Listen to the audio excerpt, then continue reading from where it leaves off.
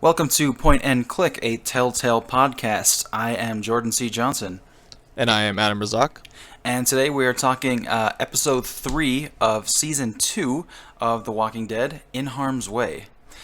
I think we've kind of alluded to this throughout the recording, but I think it's arguable that this 2-episode arc of A House Divided in this may be the highlight of Telltale for me. I would agree. Yeah.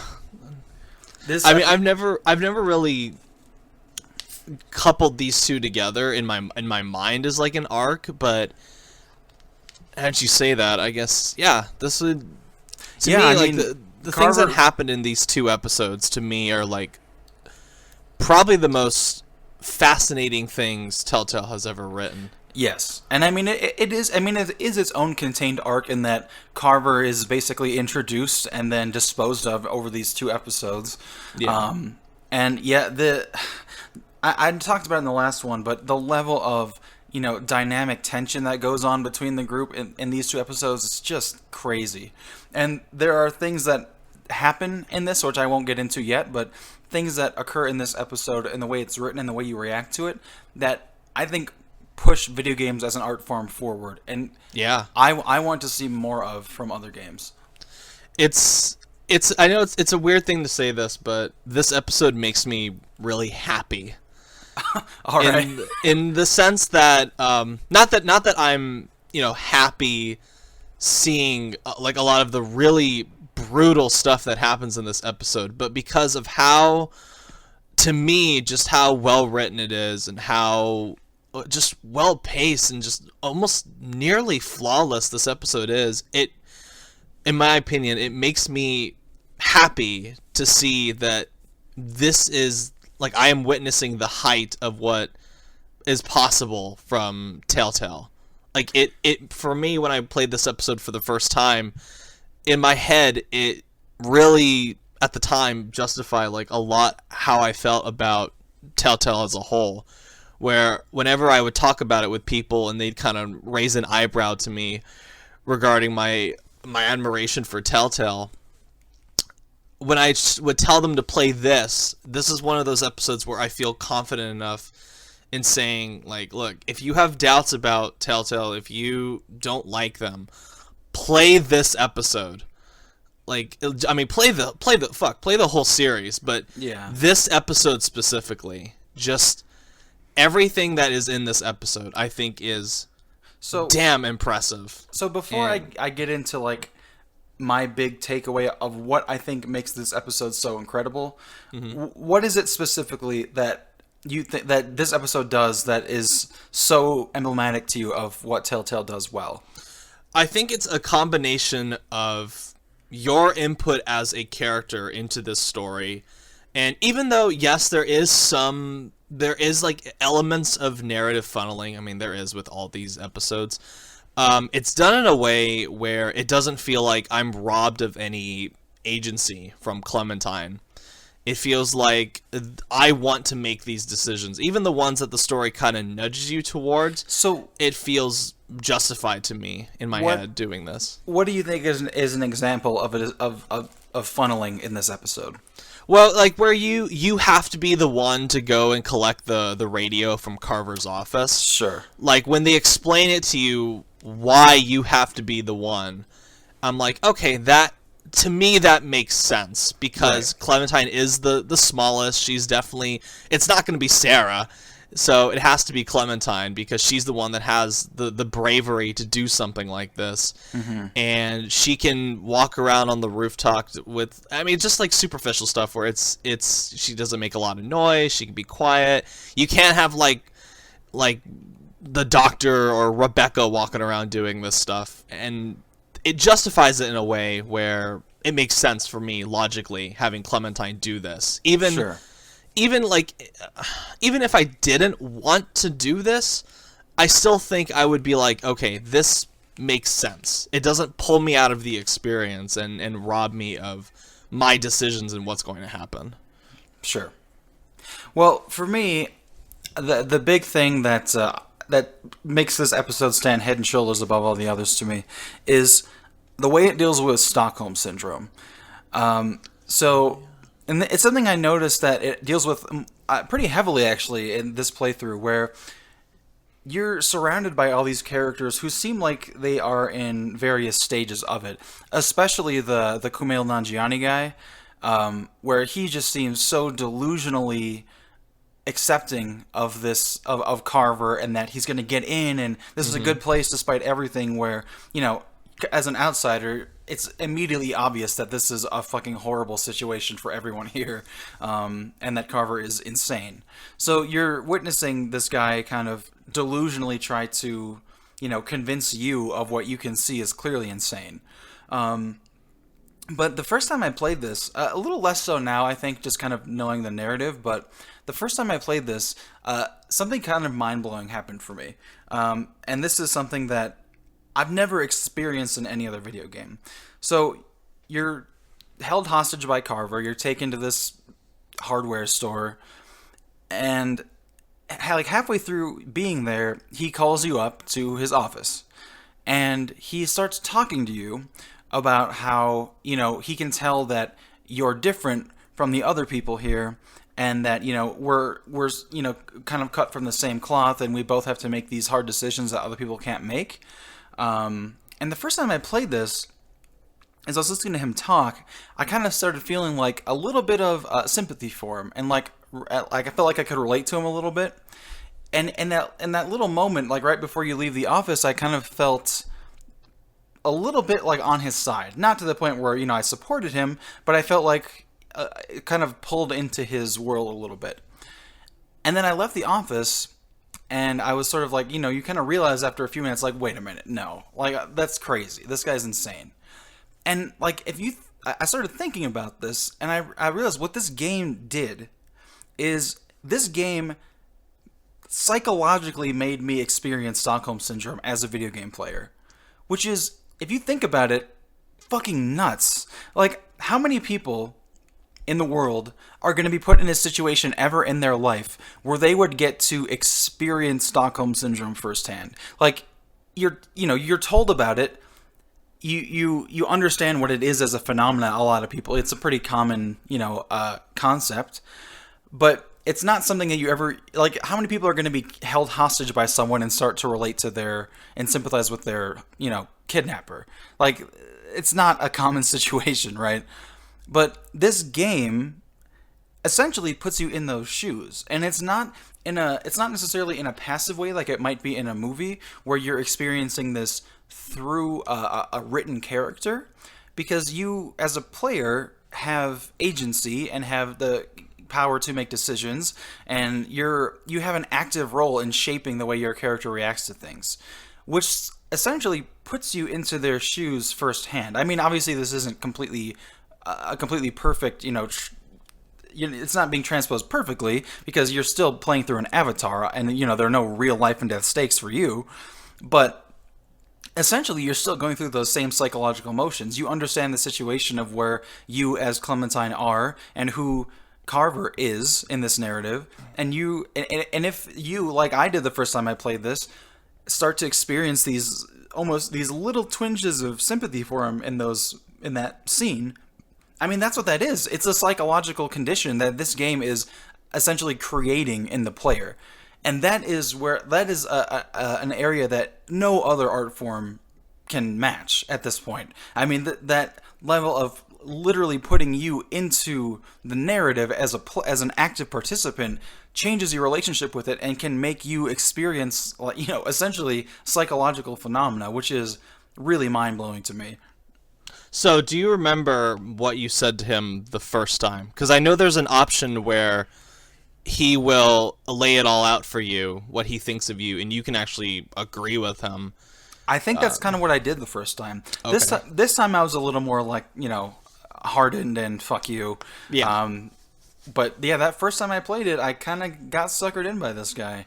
See, I remember you telling me that at the time that you experienced some form of Stockholm Syndrome with this guy, and I never really thought about that. But even after before you had told me that, I actually did not identify, but I did, like you say, sympathize with him to an extent where I felt comfortable saying, I completely understand where you're coming from, Carver. Right. And I get your philosophy regarding not like life and myself, and how the wolves need to be among the sheep and stuff like that. Like, I think that's the analogy that he uses.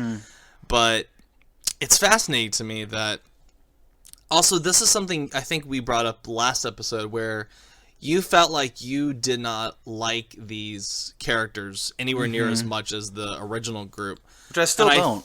Sure. And I think that in this context with Carver and this whole speech where he lays out how you are better than the rest of them, I think that almost works, where if you're thinking about it, it like you start to think about like how much of an impact, like right. He's furthering the division, right? Like, if you're not feeling that group, he's playing on that. Yeah, and it's great. Like, it's something it's something that doesn't even really readily jump out at you. It's like it's something that just like marinades in your head, and to me, that's the sign of a really, really strong, not only just like character, but just thematic elements in these games. It's amazing.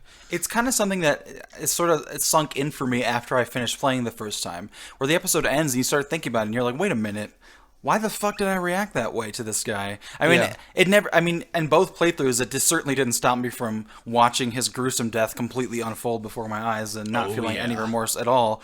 But it's sort of like when the first time I played Mass Effect 3 and I finished it, and it's sort of like after the ending happens, it's like this slow sinking realization of what you just witnessed. Yeah. In opposite ways, of course, between these, but yeah, I think really it's just a testament to how fucking incredible the writing is in this episode. Because if the writing of these characters broke even for a moment and you lost that sense of immersion, it wouldn't work, and you would become aware of the artifice, and you'd be pulled out of it, and it would just fall. It would just fail.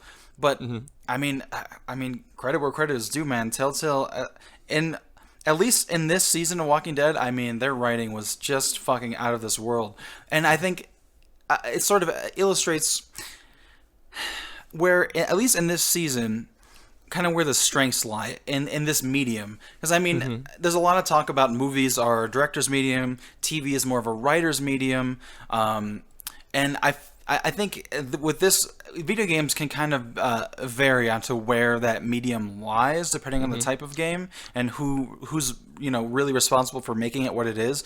But I think this shows that with this season, at least, these Telltale games are essentially a writer's medium, and in a much more interesting and dynamic way than TV shows are for me, because I mean, writing takes on a different dimension, again, when you're an active participant in shaping it. And it has to, change itself depending on where you go. And as we've talked about throughout these episodes, I mean, that varies in success throughout different Telltale ventures. Sure. But, I mean, it's hard to find fault with it, at least in these two episodes. I don't remember exactly what goes down in the next two all that well, but I remember it being pretty good, so I'm excited for it.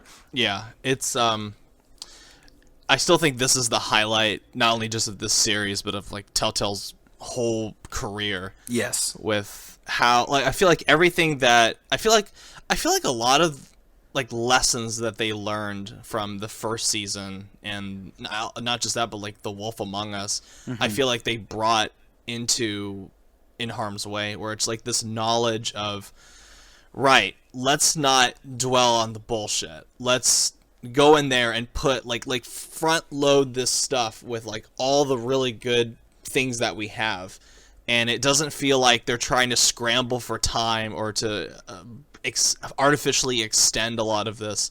It just feels like we have this really great material, and we're not gonna tease it anymore. We're just gonna completely unleash it upon you guys, and it works really damn well with this episode. Also getting back to this idea of not liking this group and feeling kind of divided from them, another thing that does that for me is the only new character in this series that I instantly like is, I think her name is Jane, right? Yeah. Yeah, like for me, like Jane is an instant favorite character, and I instantly sort of kind of related to her whole attitude and no bullshit survival tactics, in a way that immediately again pulled me away from this other core group because she's not really one of that core group. She's just another outsider, and right away I started feeling an allegiance with her and not these other people. And I think Kenny starts to have some problems here and there, which kind of pushed me away from him a little bit. So again, the introduction of Jane is like another option where I'm like, okay, I don't like this new group. Kenny's starting to freak me out a little bit, so I guess Jane is going to be my party from now on. Kenny almost becomes, I feel like, I mean, we'll get into it more with the other 2 episodes as well, but I start to feel like this time around, Kenny, to me, like, is showing signs of like this abusive father figure towards Clementine. It was weird, like, seeing it this time around, where you start to see the signs of, like, at least personally for me, where I understand what he's doing is, really, really brutal and disturbing and almost like borderline psychopathic, but he still has this like warmth to him, almost like, because you've been with him for so long, it feels like, for me, it felt like I was kind of obligated just to keep him around and be nice to him, where I felt like I was kind of trapped mentally by Kenny, and I never really felt that before until this playthrough. And it's something that, we'll get to it again later episodes because they go further with it, but you start to see the signs of it in this episode, particularly with how Kenny deals with Carver at the end, which I think is probably my favorite scene in any Telltale game ever, but it's a doozy what they do with that. Yeah. So what was that guy's name with the one arm? What is that guy's name? It's I'm just gonna call him Kumail Nanjiani. Kumail Nanjiani. Okay, that's who he is to me. Oh. Like that, I hear that voice. It's like he's not anybody else. Who is that? You don't even know who he is? No, I don't. Oh, he's like a comedian actor. He's been in stuff. Like he's been in Portlandia. He does podcasts and stuff. He's out there. Is it that like one Indian guy that's always sarcastic in a lot of the comedy films now? Probably. Okay, I think I know who you're talking about, but to me, I just see him as like the one-armed guy. But I think another thing I like about this episode, it presents one of the very rare times as well where it presents this like damned if you do, damned if you don't situation, where I think in like later series they start to take that to a really unwelcome extreme, like with like the later Batman episodes. But I think here with the whole damned if you do, damned if you don't, with you helping Sarah cut the plants, or you just stick with your own work and do it, I feel like because it traps you in that scenario, it gives you this idea that Carver was going to kill him no matter what. Like, Carver was just waiting to find any kind of meager excuse to kill him. Right. And I think it's disturbing where you feel like even though the game, like, you realize it the more you play it, but like it's nudging you into this situation. But for like a first playthrough, it's really effective in making you feel like you almost caused his death in a way, or Sarah caused his death. And then you think about it and you're like, and again, it's the whole like marinating thing. It's like no, he would have done this anyway. And they never like flat out tell you. It's just something you can come up with on your own. It respects your intelligence enough to add these like little moments in, and I think it's wonderful. I mean, it's fucked up, but it's wonderful at the same time. Right. I think the key that makes this episode feel different, and a lot of Telltale's best stuff feel different, where we talk about these problems of narrative funneling and damned if you do and damned if you don't, where you basically feel like you're kind of stuck between a rock and a hard place, and not in a purposeful or important way, but more in a way where you just feel sort of narratively impotent, where you're just kind of, you don't have an option. I think it's cynical almost. Right, it's cynical, but it's also just if it feels out of line with your character and how you're playing the game, it's a huge problem because you're taken out. That removes you from the sort of RPG immersion, right? Because Yeah. the whole point of like an RPG game or anything with a character you're building and dialogue trees is, you get into that role and you play it how you want, and you can, when you do that, it creates this sort of role-playing immersion. It's sort of like how I have some issues with the way Mass Effect uses the Paragon Renegade system, and I'm glad they're getting rid of that, because by giving you points that can build how you can respond in the future, it essentially removes you a bit from that immersion, because now you're seeing these gaming mechanics, and also you're feeling kind of obligated to choose one extreme or the other, to get you more points for opening more options down the road. And granted, I mean, if you play those games long enough and do all the side quests, it's not really an issue.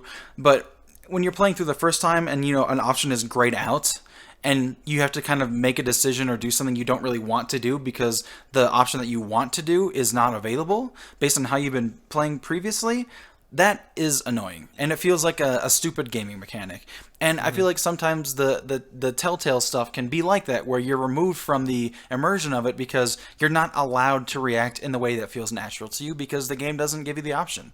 And that's a problem. This episode, the way they write these scenarios feels less like I don't have the option that feels natural to me, and more like it's creating a genuine sense of helplessness where, you're just you are stuck between a rock and a hard place, and there's no good option here. And that's part of the narrative. It's not like, I wish I could do this, and now I'm frustrated because I can. It's, well, I wish I could do this, but this is a terrible situation because there's no way to accomplish that. Yeah.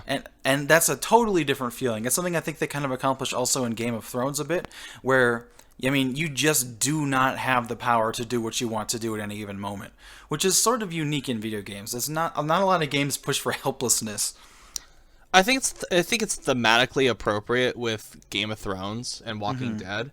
But with Game of Thrones, I think it kind of teeters a little too much into being like a horrible situation just because it's unfortunately tied to the source material. Sure. But I feel like they constantly like find ways to mostly evade that in both Walking Dead and Game of Thrones, which I appreciate because it is in these games it is thematically interesting to experience helplessness because it makes you feel like the world around you is way bigger than you are, and that's something you don't really see a lot in games. A lot of games really focus on power fantasy, which done right is great within itself, but I think what they present in Telltale games with you being, like one false move could like wreck this whole thing down. I think it's great. It's like in your head, at least when you first play it, it's almost like a chess game that you're playing against this like wider, more complicated world, and it's cool. Yeah, and I mean, we'll get to it in Game of Thrones, but I do think it's interesting there as well, where it kind of puts this idea on, like, you see it so many times in movies where these heroes have to fight what essentially looks like a hopeless battle, and like because they just can't give up, and most of the time that's proven to be the right choice. It's kind of interesting in Game of Thrones where I mean, it depends where they take it in the next season, but it really feels like there's potential there where you really might not win, and what do you do about that? You know what I mean? Like, the odds are so against you, and basically they tell you every episode over and over, you are going to fail. There is no hope. You are hopelessly outnumbered. Like, this is going to be a terrible disaster if you continue with this line of thinking. But it's just I think it goes against just our human nature and how we've been conditioned to play video games also, to give in any way. So I mean, I'm so curious to see where that goes. I haven't heard anything about season 2 or even if it's even happening at this point, but I'm sure it will. I hope so, because I really like it, but we'll see. I think it's a very interesting and it's a very interesting and unique way of creating a video game narrative. It's why I like Telltale so much, because at least I think maybe like between 2012 and 2014 is when like they were at like the peak of their talent, and I think that's one of the most interesting things they brought to the table is just this sense of you can fail and it will keep going. There's no game over screen, try again. It's no, you fucked up. Now here are the consequences. This is all you. And I think that's really interesting. It's something we don't see very often in, not just in like games. I think even like you said, just in movies and TV shows, because a lot of these stories are so focused on defying overwhelming odds, but a lot of these games are just about the overwhelming odds, like just crushing you into paste almost. Yeah, and I mean, right, it's frustrating, and I'm not entirely hopeful after how they've been going recently that that's going to continue to be interesting, and it might just feel like formula. But I mean, yeah, at their height, I think they did a great job with that kind of narrative. Yeah. Do you finally want to get into the last like 15-20 minutes, which I think is for me is like the best thing Telltale has ever done. And See, really, that's my least favorite part of the episode. Really? Okay. Yeah. So what do you love about it? I just love how visceral it all is. Like it I've talked about this before where whenever I see like some like really horrible graphic violence in some of these Telltale games, I just like get some kind of like pure animalistic enjoyment out of seeing it. Like it kind of goes, it doesn't quite approach that whole laughing because it makes me feel comfortable or uncomfortable, but it's laughing in the sense that like this is almost like a catharsis seeing Carver just be beaten to a pulp, like literally like his whole face just gets caved in by Kenny, and how much, considering like how much I hated Carver throughout the rest of this for like killing Alvin and like torturing all these other people. It's like I felt this like really powerful release seeing Kenny like beat the hell out of him, and then actually like for me putting my own kind of philosophy into Clementine, where everyone around you is like, Clementine, don't look, this is terrible. And it reminded me a lot once again of that moment in season 1 where you can tell Clementine to get away from that dead dog, but it's like here, this is Clementine making that decision to watch something, definitely more horrible. And like I love that the game has this moment of like, no, fuck you, I'm going to watch and you're not going to stop me. And it kind of it's like almost like a Seven situation where Carver wins in a little way, because he made you turn into like this vision of what he believes you are, where it's like you're this wolf among sheep.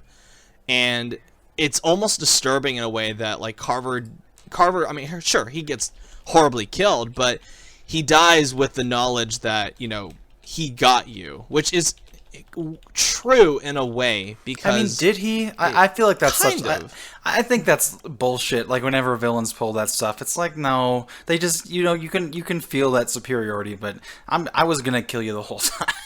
No, sure, but I think it's interesting the way they did that, and it's something I didn't really think about the first time. It's just going through it over and over again.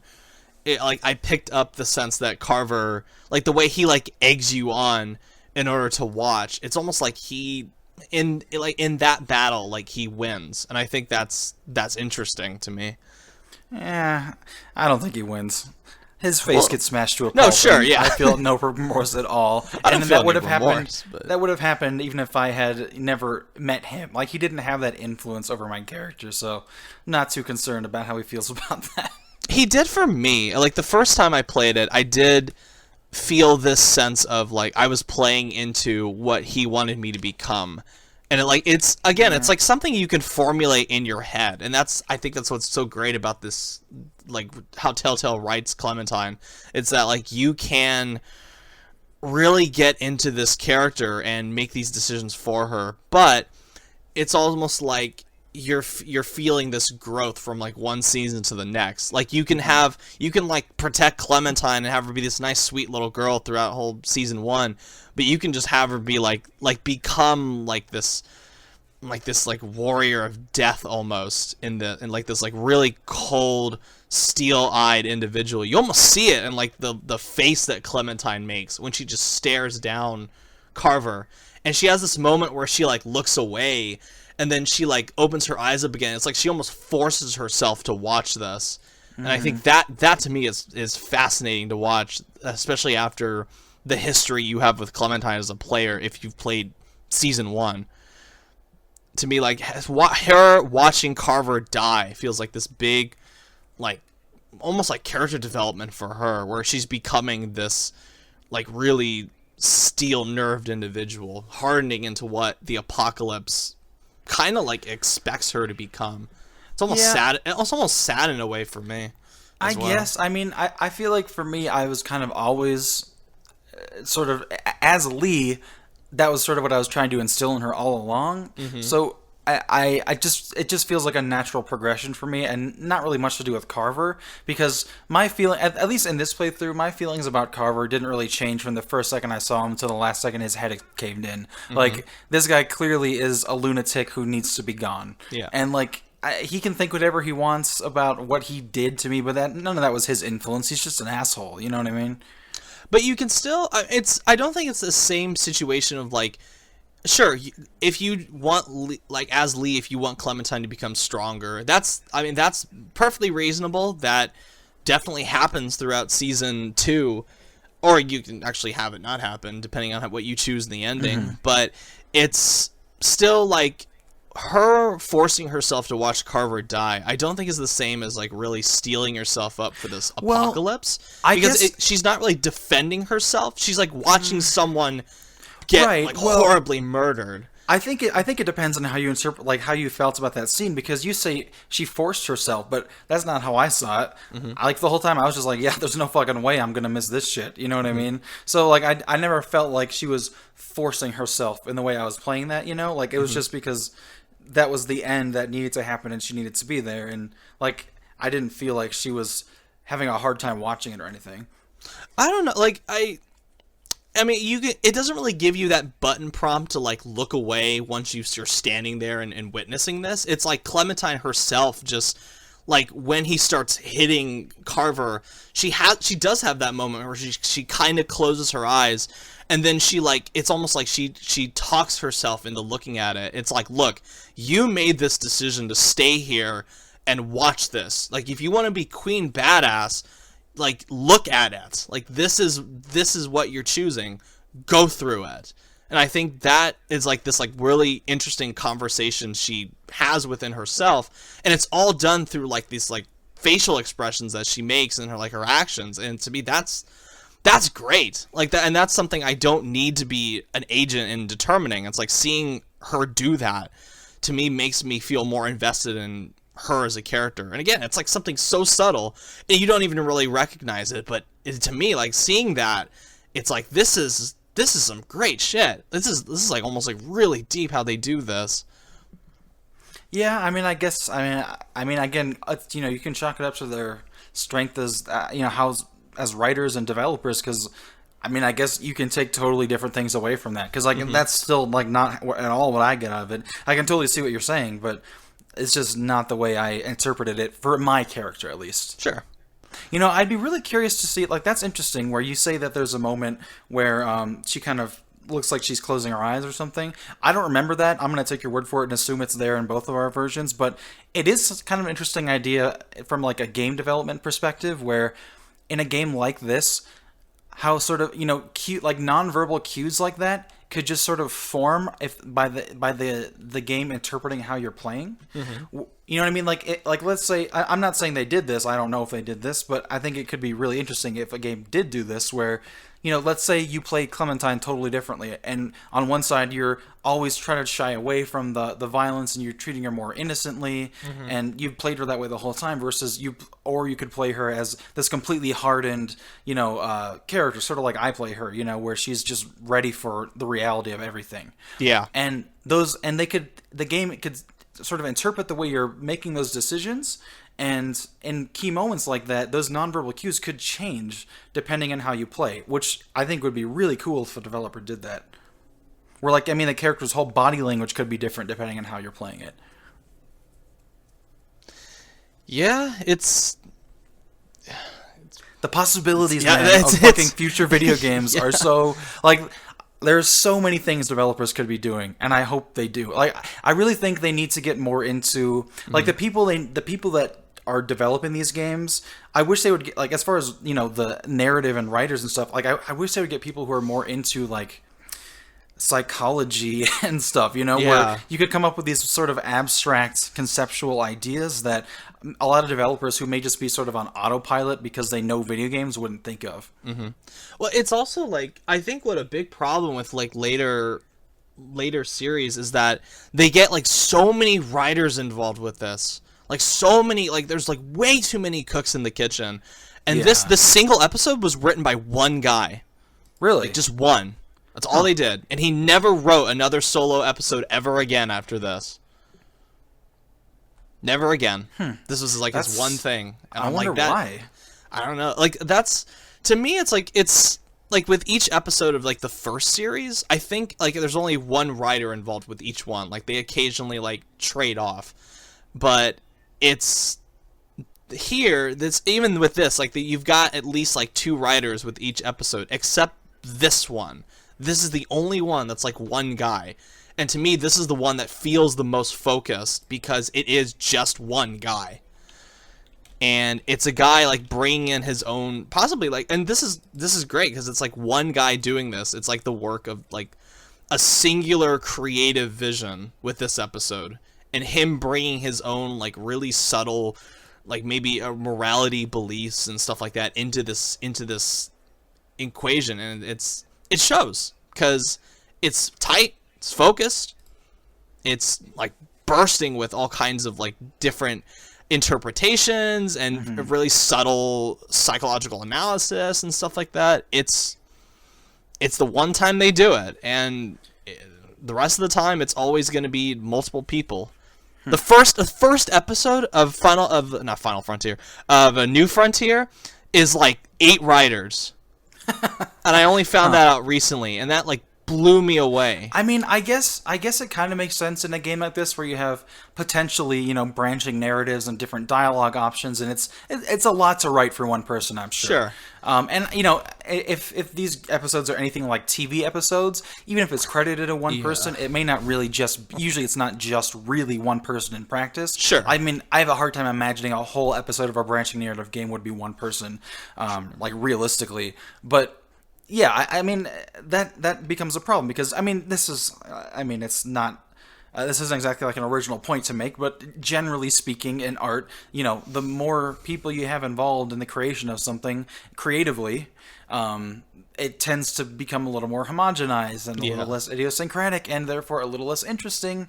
I mean, obviously it's not a hard rule, but generally speaking, and I think that could be said that I think there may be something to be argued there about why a lot of video games maybe don't have the most memorable thematic ideas going on most of the time because, you know, I think a lot of people involved in the making them maybe aren't that interested in that in any real like meaningful way. But also just, you know, you have a bunch of people writing it. It's going to be a product, you know? It definitely runs that risk when you get so many people involved. And like you said, of course, most likely it wasn't just one guy that wrote this episode. But to me, it still feels like less people were involved with the writing process when it's like this well done and structured, and you don't have like a ton of minds coming in and adding their own stuff to it, where it just feels like this mess. And I'm not saying the New Frontier is a mess. I'm just saying it's not as good as this. This is like the peak of what they've done, in my opinion. And I will stand by that probably no matter what comes out. Yeah, I mean, unless they do a hard U-turn at some point here, which I'm not convinced they will, because why would they with the success they're having? But I don't see them making a game as good as this again. No. Which is really, it sucks. Like, that sucks to say that, because I was on the Telltale train forever, And I mean, I still am. I'll still play them. I'm just not as excited about it anymore. I'm like in the caboose at this point. Yeah, yeah, exactly. I'm like, you still have me, but I'm like, waiting to jump off at this point.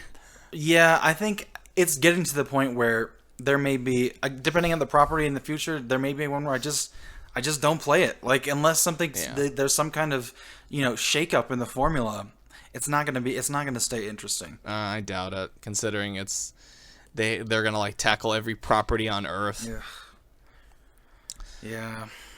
And I love the final image of this episode, depending on what you do. Like, just the bit when you, like, if you can, like, chop off her hand, and then it just ends with that scream, and it's just, oh, it's great. Just, oh my god. Like, the first time I played it, I remember, like, my jaw just being, like, wide open. Just, so what happens if you don't chop her arm off? Because I always do. I think you just kill the zombie, and then she just has a bite on her hand, and she's like, ah, and she still screams. But it's more effective to me if you just, like, chop her hand off, and she screams. Like, that's just so fucking awesome. I love that. Yeah, that's a great choice that they give you at the end. Yeah. I mean, I feel like what sane person wouldn't chop her arm off, given what you know, but... Yeah, totally. Yeah. And... yeah. Great fucking episode. Love it. Love it. Love even like the most brutal parts. I love it. Yeah, I have very little criticism with this episode, and that's rare for Telltale. It's tough to think too about, like, I like that they didn't keep Carver around for the whole series, because because he's in it, like, so, like, not little, but he's in it way less than he could have been. To me, just makes him just much more memorable of a character. And I mean, just to show how much better this is in the show, could you imagine the TV show ever giving a villain character or an arc that total a few hours? Like, they would drag it out for seasons. Yeah. Like, this Carver thing would have been an entire season of the show.